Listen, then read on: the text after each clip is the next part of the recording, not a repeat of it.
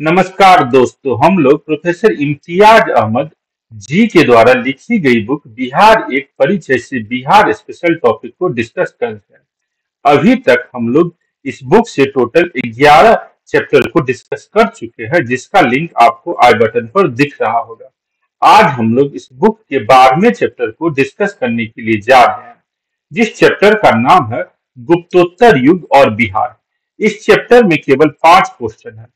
दोस्तों, अगर आप इस चैनल पर पहली बार आए हैं तो इस चैनल को सब्सक्राइब करें, इस वीडियो को लाइक और शेयर करें। तो चलिए स्टार्ट करते हैं। उत्तर युग और बिहार है, उसके क्वेश्चन को डिस्कस करना। तो देखते हैं पहला क्वेश्चन क्या है।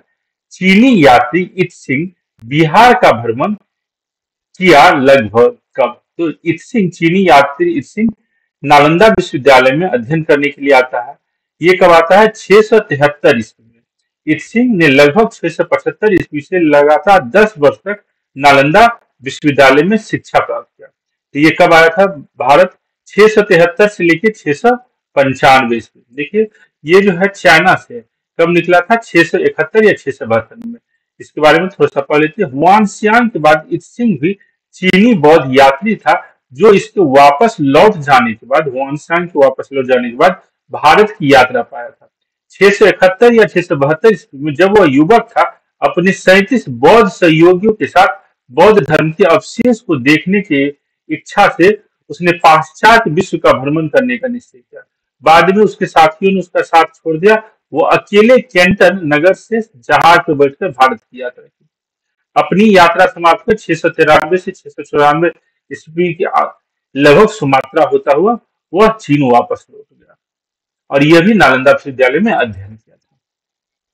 तो याद रखिएगा, चीनी यात्री सिंह बिहार का भ्रमण कब किया है? तो 673 ईस्वी। Next question. हर्षवर्धन के समय बिहार में राज्य में कौन सा विश्वविद्यालय प्रसिद्ध था? चंपारण, गया, पटना या नालंदा? तो नालंदा विश्वविद्यालय जो है हर्षवर्धन के समय प्रमुख विश्वविद्यालय था भारत का। तो देखते हैं इसका आंसर। हर्ष के समय नालंदा महाविहार महायान बौद्ध धर्म की शिक्षा का प्रधान केंद्र था। क्या आंसर है? हर्षवर्धन के समय, हर्षवर्धन का समय क्या है? 6 से लेकर 647 तक।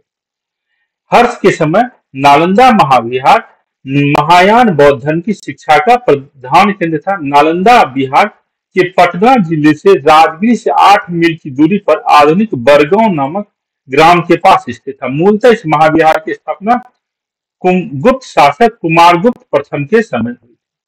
तो इस तरीके से देखिए, जो हर्षवर्धन के समय बिहार राज्य में कौन सा विश्वविद्यालय प्रसिद्ध था? तो नालंदा। Next question. चीनी यात्री हेनसेन ने किस विश्वविद्यालय में अध्ययन किया था?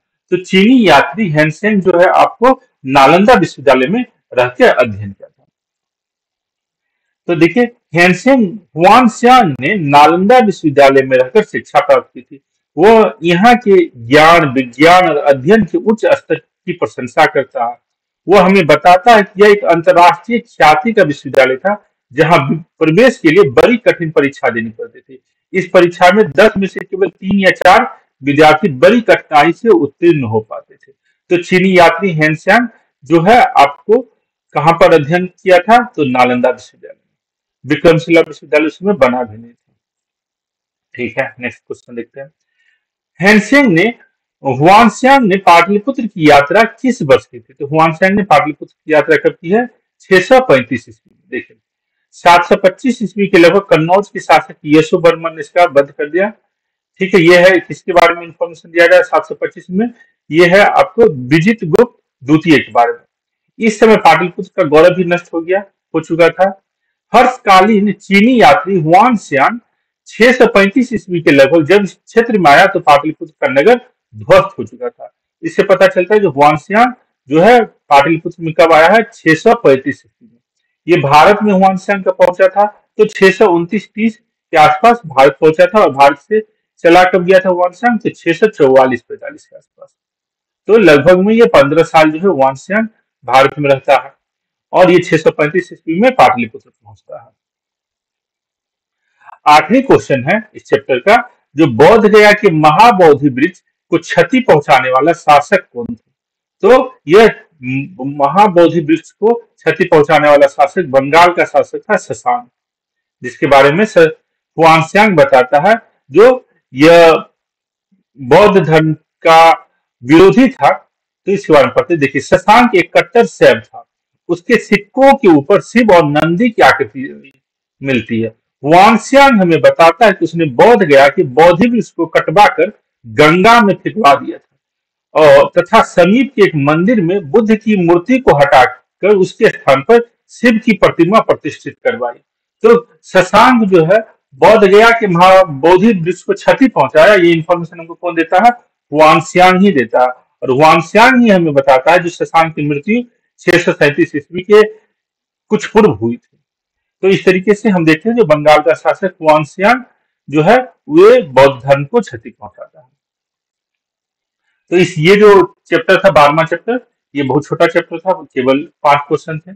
उम्मीद है आपको ये गुप्तोत्तर युग और बिहार के क्वेश्चन समझ में आए होंगे। कोई भी डाउट अगर हो तो कुछ मुझे कमेंट करके आप पूछ सकते हैं। इस वीडियो का पीडीएफ या पीपीटी के लिए आप व्हाट्सएप ग्रुप या टेलीग्राम ग्रुप से जुड़ के प्राप्त कर सकते हैं। देखने के लिए यह वीडियो बहुत बहुत धन्यवाद। Thank you.